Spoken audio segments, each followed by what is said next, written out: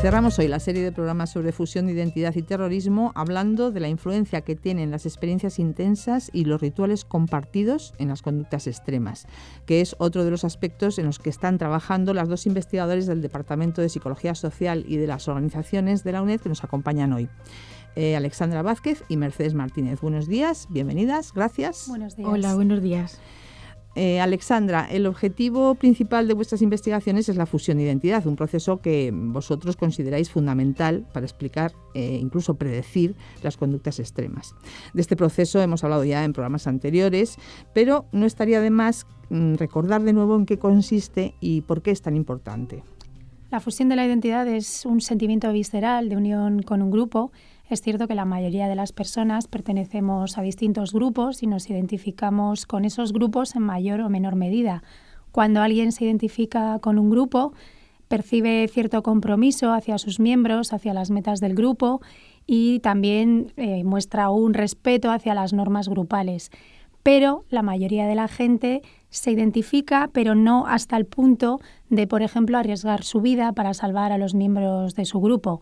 Sin embargo, hay personas que sí que van más allá de la pertenencia al grupo, hay personas que decimos que están altamente fusionadas con el grupo. Estas personas que están fusionadas con el grupo consideran que lo que le sucede al grupo es tan importante como lo que le sucede a ellas mismas. Y esto ocurre porque, aunque la mayoría de la gente hace una distinción clara entre su identidad personal y su identidad social, las personas que se fusionan con un grupo no perciben esa distinción. Los límites entre la identidad personal y la identidad social se difuminan, se desdibujan. Además, las personas que se fusionan con un grupo establecen un tipo muy especial de relación con los miembros. Decimos que establecen lazos relacionales con los demás miembros del grupo. Esto quiere decir que perciben a los demás miembros del grupo como si fueran, pues, como de la familia, como si fueran sus hermanos y sus hermanas, y por lo tanto se sienten en la obligación de protegerles por encima de cualquier consideración práctica. Por ejemplo, en un estudio que hemos publicado recientemente, que publicamos en el año pasado ya, en el 2015, vimos que además la fusión con un grupo lleva a las personas a hacer sacrificios extremos incluso cuando todavía no se pertenece a ese grupo. Este estudio lo hicimos con personas transexuales y vimos que las personas que estaban fusionadas con el sexo al que querían ir estaban más dispuestas a sufrir dolor y a renunciar a relaciones importantes para ellos, relaciones personales. Y el dato más llamativo, sin duda, no era solo una disposición, sino un comportamiento real. Las personas transexuales que estaban fusionadas con el sexo al que querían ir, finalmente se sometían a una operación en sus caracteres sexuales primarios, con mayor probabilidad que aquellas personas que se identificaban pero que no estaban fusionadas con el grupo, con el sexo en este caso, al que querían ir. Por lo tanto, consideramos que la fusión es importante porque predice incluso el sacrificio para formar parte de un grupo con el que se está fusionado. En este sentido hay que decir que, por ejemplo, en el caso de los transexuales, no todos se someten finalmente a una operación en sus caracteres sexuales primarios, porque estas operaciones suponen un largo proceso de recuperación muy doloroso y además el resultado no siempre es satisfactorio. Y sin embargo, vemos que la fusión predice muy bien el comportamiento, en este caso costoso, para formar parte de un grupo. Y Alexandra, la gente que se fusiona con un grupo y que tiene esta relación tan especial con los miembros de ese grupo, ¿responden a algún perfil de personalidad o tienen alguna predisposición a fusionarse con los grupos a los que pertenece especialmente? Por lo que hemos visto hasta ahora, por los datos que tenemos hasta ahora, no hemos encontrado relación entre estar fusionado con un grupo y algunas variables de personalidad. Por ejemplo, las personas que están fusionadas con un grupo no son más empáticas que las que no lo están. Tampoco hemos encontrado relaciones con la agresividad. Las personas fusionadas con un grupo tampoco son más agresivas que quienes no lo están. Por lo tanto, no creemos que la fusión de la identidad sea un rasgo de personalidad o responda a un perfil de personalidad, sino que se trata de un proceso psicosocial en el que confluyen determinantes de distinta naturaleza. Además, tampoco creemos que haya una disposición a fusionarse con todos los grupos a los que uno pertenece. Esto es materialmente imposible. La fusión de la identidad es un tipo de relación muy exigente. Las personas que están fusionadas con su grupo le dedican mucho tiempo y eso supone un gran esfuerzo. Por lo tanto, difícilmente puede estar uno fusionado con distintos grupos. Por lo tanto, no creemos que haya una predisposición a fusionarse con un grupo. Y tampoco compartimos la visión que a veces, al hablar de la fusión de la identidad, se da a entender de que las personas que están fusionadas con un grupo sean fanáticos, que no respondan a ningún criterio moral.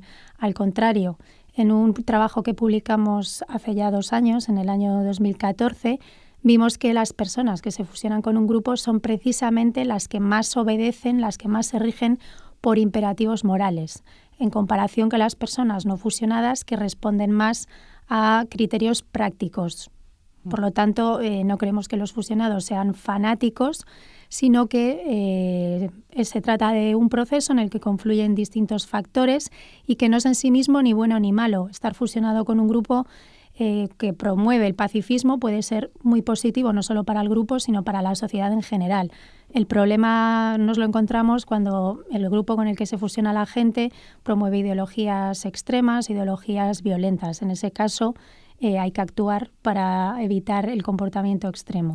Entonces no es una patología, tampoco estamos hablando de fanatismo, tampoco es un rasgo de personalidad determinado el que tenga la gente, las personas que sientan este tipo de relación con los miembros del grupo. ¿Qué factores estáis estudiando vosotros que están explicando la fusión de identidad? Creemos que confluyen distintos factores, entre ellos estamos estudiando la importancia que tienen las experiencias compartidas con el grupo, especialmente las experiencias intensas negativas y algunos rituales sobre todo que sean traumáticos. Ese tipo de experiencias intensas, de experiencias traumáticas, transforman a la persona para siempre y además generan cohesión dentro del grupo. Promueven el desarrollo de ese tipo de lazos relacionales que decíamos que pueden estar en la base de la fusión de la identidad. Cuando las personas atraviesan por situaciones terribles, situaciones aterradoras, como sucede, por ejemplo, en los miembros de batallones que se encuentran en zonas de conflicto, esos acontecimientos tan negativos, el compartir ese sufrimiento, les lleva a percibir a los demás miembros del batallón, por ejemplo, como si fueran sus hermanos y hermanas, a pesar de que no exista ningún lazo biológico entre ellos. Por lo tanto, creemos que estas experiencias intensas, negativas, estarían en la base de la fusión. Entonces, las experiencias negativas unen mucho más que las positivas. Por lo que sabemos hasta ahora, parece ser que sí. Tanto los estudios que se han hecho desde la psicología como desde la antropología nos invitan a pensar que efectivamente las experiencias negativas promueven más apego que las experiencias positivas. Y un tipo especial de experiencia negativa que se ha estudiado mucho desde la antropología son los rituales, sobre todo los rituales violentos que a nuestros ojos pueden parecer un sinsentido. Sin embargo, en algunas tribus pequeñas o incluso en nuestras sociedades, en determinados grupos violentos, se siguen realizando. Estos rituales son poco frecuentes en el sentido de que a veces se producen solamente una vez en la vida, como sucede con los ritos de iniciación que te permiten la entrada a un grupo o con los ritos de paso que marcan el paso desde una edad a otra, desde un periodo de la vida, una etapa de la vida hacia el siguiente. Estos rituales son emocionalmente muy intensos, son altamente estimulantes y suelen generar recuerdos muy nítidos. Quien pasa por esos rituales los recuerda a lo largo de la vida. Y una característica de esos rituales es que emplean procedimientos opacos. Y esa opacidad lo que pretende, tiene un objetivo, y lo que pretende es que las personas le sigan dando vueltas al significado místico que tienen esos acontecimientos y además hace que se sientan más unidos con quienes participan con ellos en ese ritual. Ya en los años 60, los años 50 y 60, ya un prestigioso psicólogo social, Leon Festinger, ya demostró que cuando las personas atraviesan periodos de incertidumbre, cuando no saben cómo tienen que sentirse o cómo tienen que comportarse, tienen más tendencia a buscar la compañía de los demás, especialmente quienes se encuentran en su misma situación, para buscar alivio, para buscar seguridad. Por lo tanto, creemos que estos rituales y las experiencias negativas podrían fomentar el vínculo típico de la fusión. Y Mercedes Martínez, ¿nos podrías poner algún ejemplo de estos rituales? Sí, yo me he traído algunos ejemplos curiosos que me gustaría compartir con vosotras. Y son, por ejemplo, en la tribu Mentawais, en las islas de Sumatra, las mujeres con dientes de tiburón, donde el chamán de la tribu, echando mano de una piedra y un cuchillo, como si fuese un cincel, les va como limando, les va golpeando despacito los dientes, les va quitando como la forma exterior hasta que las deja de una forma exactamente a los dientes de un tiburón, como si fuesen con forma puntiaguda. Ahora se hace como si fuese una sesión de belleza y las mujeres eligen las que quieren participar o no, pero antes sí que era obligatorio para parecer más atractivas y también para satisfacer a los espíritus. Otro de los rituales que he encontrado son un ritual que sufren los indígenas a lo largo del río Sepik en Papúa Nueva Guinea, y les hacen pequeñas escarificaciones o cortes por la espalda, por los brazos y por las nalgas, siguiendo unos patrones definidos como unas escaras, y las cicatrices hacen como mapas muy bonitos cuando terminan, claro, que simulan la piel de los cocodrilos. Es un ritual para pasar a la edad adulta, y los chicos o los chicos a los que se les somete necesitan ayuda hasta para ir al baño porque pierden mucha sangre y es doloroso. Otro ritual que me he traído para compartir se utiliza un animal que son las hormigas bala o las hormigas 24 horas, las llaman así, y han valorado cuál es el nivel de dolor de las picaduras, y del 0 al 4 el dolor de la picadura de la hormiga bala es el 4, donde el más doloroso es precisamente el suyo. Su picadura se describe con dolor puro, intenso, brillante, como caminar sobre carbón en llamas con un clavo de 3 pulgadas penetrando en el carbón. En el talón del pie es un dolor intenso, y a los iniciados, mientras se les introduce las manos en unos guantes que están llenas de hormigas, y durante 10 minutos están bailando con el resto de sus compañeros de la tribu. Durante ese tiempo les están picando las hormigas, pero no pueden dar muestras de dolor, ni quitarse los guantes, por supuesto, ni nada, y después de eso pues sufren arritmias cardíacas, náuseas, vómitos. Todo este ritual se puede repetir hasta 20 veces para que te lleguen a admitir como un hombre dentro de la tribu. O sea, es una prueba de iniciación como la es otra un paso también. A la vida adulta también, sí. Y el último que le he traído también por curioso y poco conocido es en una tribu de indígenas australianos, en Australia. Al llegar a la adolescencia, los jóvenes son circuncidados por el chamán sin que tengan que dar muestras de dolor tampoco. Pero pasada una semana, el mismo chamán de la tribu atraviesa la base del pene con una vara fina y les dejan un agujero por donde a partir de entonces, cuando cicatrice, saldrá el semen y la orina. De manera que a partir de entonces solamente podrán embarazar a las mujeres a propósito, o sea, solamente si quieren a propósito hacerlo, con lo cual me resultó muy curioso porque puede ser un objetivo muy claro sobre el control de la natalidad en la tribu. Bueno, ¿y por qué se hacen este tipo de cosas a los miembros de tu propio grupo? Estas barbaridades, ¿no?, que son tan dolorosas y tan tremendas. Pues se han dado varias explicaciones, y un punto de vista nuevo que me gustaría comentar con vosotros, además con un ejemplo, lo aporta Harvey Whitehouse y tiene que ver con las Flashbulb Memories y algo que decía también Alessandra, que ahora veremos. Pero me gustaría contaros el rito de iniciación de los melanesios en la región de Oracaiba, al norte de Papúa.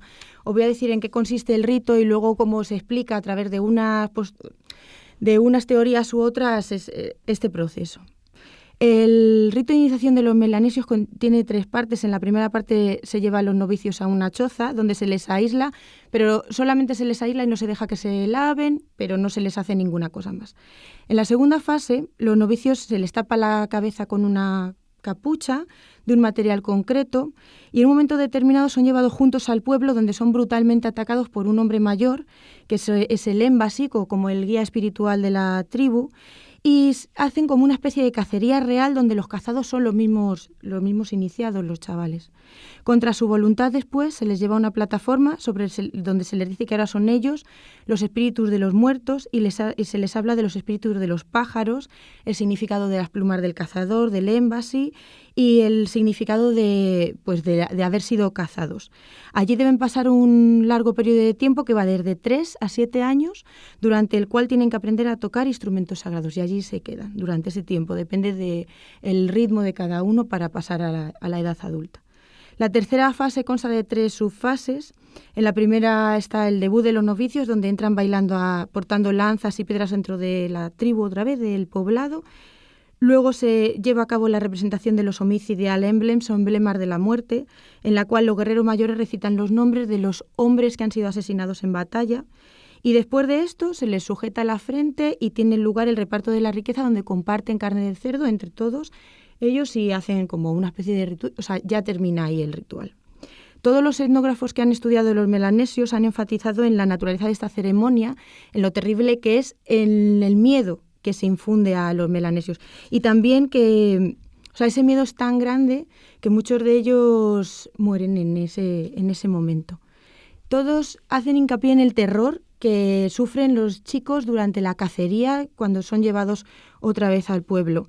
Y este rito se explica de una forma tradicional a través de uno de los autores que han estudiado los rituales de forma más tradicional. Bloch dice que lo explica a través de lo que llama estructuras irreductibles de fenómenos religiosos y que tienen un punto de vista como biológico del nacimiento, la maduración, las fases que decía Alessandra, los ciclos de la vida.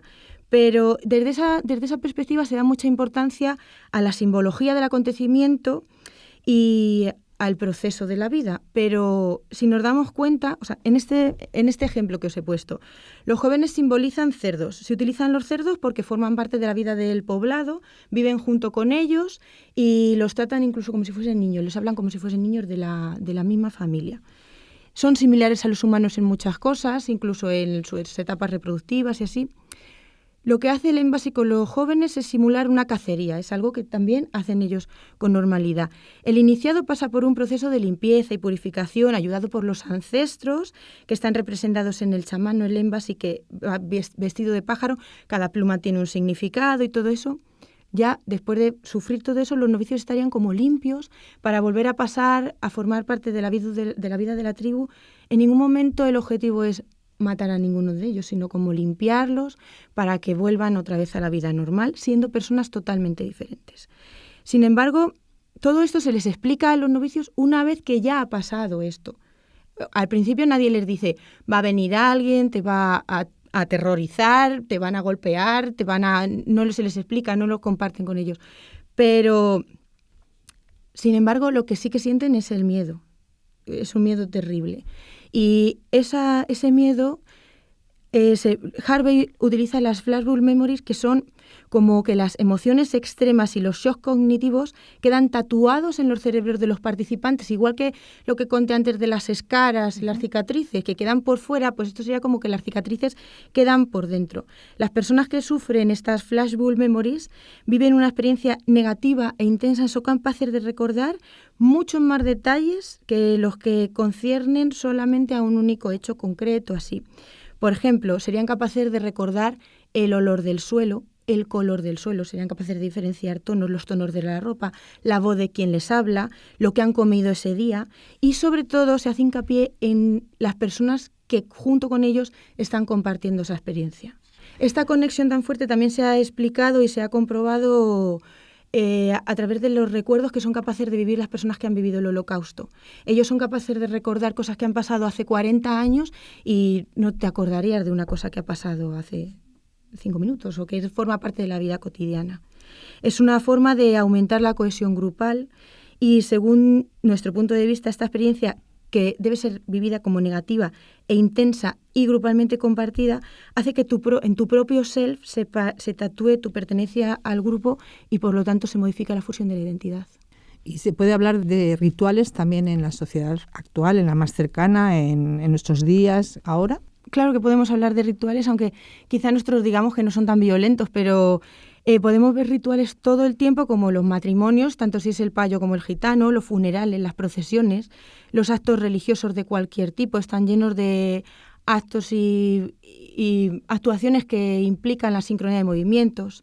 o incluso las fiestas de quinceañeras en América Latina es un acontecimiento en la vida de las familias dentro de su comunidad que es bastante importante.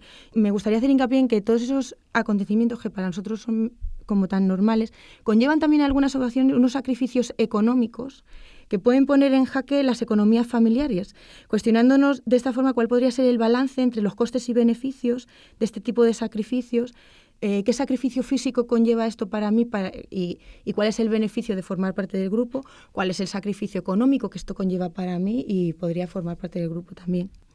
Hay unos compañeros que han estudiado las repercusiones sociales de vivir un ritual o ceremonia que para nosotros es muy normal, como las tamborradas del País Vasco, las tamborradas de San Sebastián, que llevan celebrándose desde el siglo XIX, y cuáles las repercusiones que tienen sobre la sincronía de movimientos y cómo la efervescencia emocional compartida podría aumentar determinados comportamientos prosociales y la identificación con el grupo, y también cómo nos afecta a nosotros o lo que nos interesa a nosotros a través de la fusión de la identidad. La sincronía de movimientos es un concepto que has introducido ya varias veces. ¿A qué se refiere? La sincronía de movimientos lo describen estos autores como, en el caso de las tamborradas, pues todos se juntan en un mismo sitio, es un sitio especial en un tiempo particular, comparten intenciones y objetivos, se comparten respuestas cognitivas, emotivas y respuestas sobre simbologías, banderas. Los movimientos que todos hacen al mismo tiempo también pueden ir vestidos de la misma forma, como que las personas se sienten parte de algo más grande que ellos mismos. Y ellos hacen hincapié en que todas estas cosas que acabo de decir ahora, pero sobre todo es importante sentir que se comparten los sentimientos o los estados emocionales con el resto de personas. Y esto hace que sentir a las personas, a los demás, como que si fuesen un espejo de ellos mismos. Nosotros nos sentimos lo mismo, nosotros somos lo mismo, nosotros somos uno. Ellos miden fusión de la identidad mientras se está llevando a cabo la tamborrada y cómo afecta esa sincronía de movimientos y ese sentir que las emociones son compartidas con los otros a la fusión de la identidad, viendo que aumenta cuanto más emotivo es el momento de esa tamborrada. Entonces, Alexandra, por los ejemplos que nos ha puesto Mercedes, se puede decir que la fusión de identidad y lo que significa en términos de cohesión del grupo es una experiencia y un fenómeno universal. Sí, podemos afirmar, a la luz de los resultados que tenemos respecto a estudios realizados en distintos países, que la fusión de la identidad puede aparecer en cualquier cultura.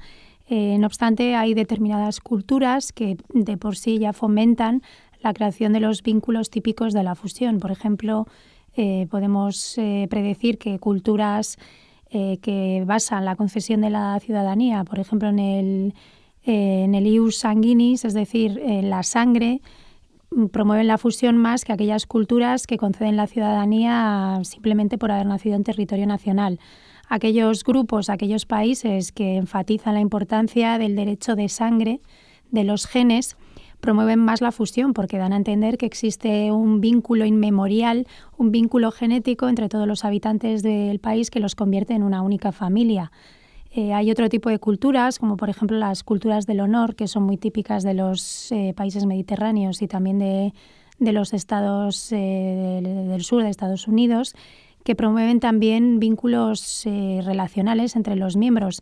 En estas culturas del honor, cuando algún miembro del grupo ve amenazado su honor, el resultado es que las dos familias quedan enfrentadas para siempre y hay una obligación de vengarse con respecto al que ofende a un miembro de la familia, y esa venganza puede recaer en cualquier miembro de la otra familia, no solo en el que ha ofendido, sino en cualquier miembro, incluso no nacido. La venganza ya se extiende a todos los descendientes. En esos casos, la familia es un grupo importantísimo en la vida de esas personas y las amenazas a un miembro del grupo son respondidos por parte de todos los miembros de ese grupo. Otras veces los grupos explícitamente animan a sus miembros a etiquetarse, a concebir al grupo como si fueran una familia. Por ejemplo, en las fraternidades de Estados Unidos o en los batallones militares o, por ejemplo, en las compañías japonesas. En las compañías japonesas, los miembros de una misma organización se perciben a sí mismos como si fueran hermanos y hermanas. O, por ejemplo, en China, donde los niveles de fusión con el país son altísimos, el confucianismo concibe a la nación como si fuera una gran familia, una familia con mayúsculas. Por lo tanto, creemos que la cultura puede ser también un factor que fomente los vínculos relacionales típicos de la fusión. De hecho, hemos realizado estudios en distintos países y lo que encontramos son diferencias en los porcentajes de personas que están fusionadas con un grupo. Hay países, como por ejemplo China, en los que los niveles de fusión son más altos que en otros, como por ejemplo Alemania, en los que los niveles de fusión son más bajos. Aunque esos niveles pueden variar, lo que no varía es el proceso que va desde la fusión hacia el comportamiento extremo. En todos esos países encontramos relaciones significativas entre estar fusionado con el grupo y una mayor disposición a sacrificarse por el grupo. Por lo tanto, aunque en China pueda haber más personas fusionadas con el país que en España, el que está fusionado con España puede hacer lo mismo que el que está fusionado con China. Lo que ocurre es que, claro, luego cada país define el sacrificio de distinta manera. Entonces, la cultura puede fomentar la fusión y a la vez determina la manera en que se expresa la fusión con el país. Y todos estos procesos y fenómenos que estáis estudiando, ¿cómo se aplican en el caso de también una línea fundamental en la que estáis trabajando y de la que hemos hablado en programas anteriores, que es la conducta extrema en el ámbito del terrorismo internacional? Sí, actualmente tenemos colaboraciones con distintos equipos de investigación y afortunadamente podemos recoger datos en zonas de conflicto. Por lo tanto, creemos que estos nuevos estudios nos permitirán conocer cómo los procesos que hemos estado estudiando en el laboratorio en los últimos años se aplican realmente o luego se expresan realmente en un terreno aplicado. Creemos que, lo que decíamos antes, dependiendo de la cultura, las formas de expresar ese vínculo tan intenso con el grupo van a variar. Si el grupo con el que uno se fusiona promueve el pacifismo, las acciones extremas que realice irán en esa dirección. Sin embargo, cuando el grupo con el que uno se fusiona promueve ideologías violentas o extremistas, lógicamente las acciones extremas van a suponer una amenaza para quienes no forman parte de ese grupo. Sin embargo, el proceso va a ser el mismo. La relación entre fusión y comportamiento extremo va a tener la misma fuerza en un caso o en otro. Bueno, pues ya para terminar, si queréis añadir algo más acerca de estos estudios de cara a las personas que estén interesadas en conocerlos más a fondo, si hay alguna página web, alguna publicación que estéis realizando, que vayáis a realizar próximamente, que sea de interés para las personas que estén trabajando en estos asuntos. Tenemos una página web, www.identityfusion.org. Y bueno, Mercedes se está encargando de reclutar voluntarios para un estudio internacional. Somos voluntarios. Bueno, pues mira, buen momento ahora para decirlo. Sí, os animo a que estéis pendientes de, los que seáis estudiantes de los foros, porque colgaremos algún enlace o alguna forma de comunicarnos con nosotros a través del correo electrónico. Vamos a realizar una investigación internacional que se está llevando a cabo en 7 países distintos. La financia la Fundación John Templeton y en principio necesitamos personas de 18 a 35 años que estén dispuestos a participar en una discusión y que el requisito imprescindible es que no se conozcan entre ellos para venir al grupo. ¿En una discusión por internet? No, hay que venir ¿Es presencial? Sí, es presencial, hay que venir a la facultad. Y utilizaremos unos aparatitos que se llaman sociometrical badges, que son como unos medallones que se colocan en la parte de delante del cuerpo de las personas y miden interacciones y miden intensidad de la voz, frecuencia, intensidad de la interacción, distancia física entre ellos, pero las personas no son conscientes ni de que se están midiendo eso ni nada. Es un experimento bastante nuevo y novedoso y nos permite recoger datos cuantitativos de cosas que hasta ahora solamente podríamos pensar que quizá se estuviesen produciendo. ¿Y eso está ya abierta, esa posibilidad de participar en la investigación? Tenemos que cerrar las fechas y colgaremos, cuando ya sepamos cuándo de verdad empezamos, lo colgaremos en los foros y quizá en la página. En la página que ha dicho Alexandra. Bueno, claro, sí. En la página web del grupo, por supuesto, eso sí. Identityfusion.org. Sí. Muy bien, pues nada más. Muchísimas gracias, Alexandra Vázquez y Mercedes Martínez, por vuestra participación en estos programas en los que nos habéis dado cuenta de estas importantes investigaciones que está llevando a cabo el Departamento de Psicología Social y de las organizaciones de la UNED. Muchas gracias. Muchas gracias.